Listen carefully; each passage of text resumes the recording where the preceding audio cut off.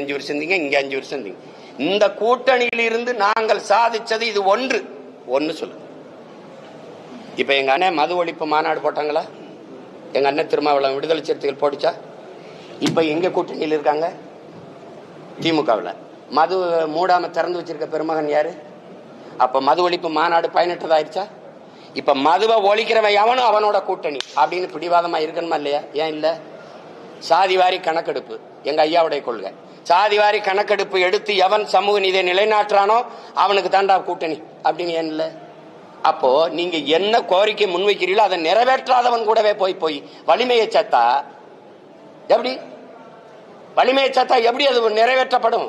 என்ன பேசினாலும் கிடைச்சா இங்கதான் வருவாங்கன்னா இது எப்படி இந்த கோரிக்கையை ஏற்று எப்படி இந்த கொள்கையை நிறைவேற்றுவாங்க அவங்க?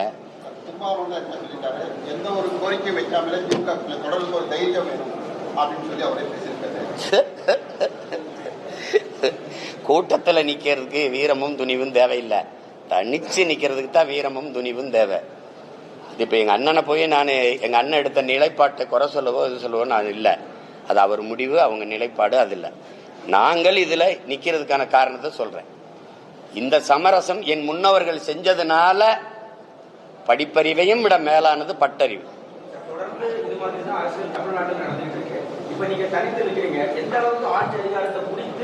தொடர்ந்து இதுதான் நடக்குதுன்னு நீங்க தம்பி சொல்றீங்க. தொடர்ந்து நடக்குது என்பதற்காக ஏற்கனம்னு இருக்கா, இல்ல அதை மாற்றணும்னு இருக்கா?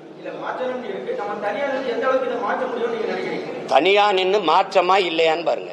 1.1 4.5 லட்சம் வாக்கு வாங்கின ஒரு அரசியல் கட்சி இந்திய பெருநிலத்தில் வாழ்ந்ததாக சரித்திரம் சொல்லுங்க, வளர்ந்ததாக சரித்திரம் சொல்லுங்க.